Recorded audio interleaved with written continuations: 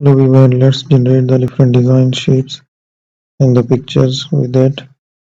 So let's make it. We will have the design near it, make the changes. Now we will have some more shapes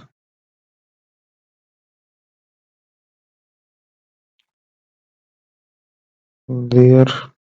Again, further we will choose the shapes like that to generate a visual into it.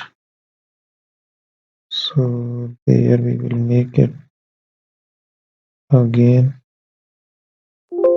There we are. Can use to remove that design.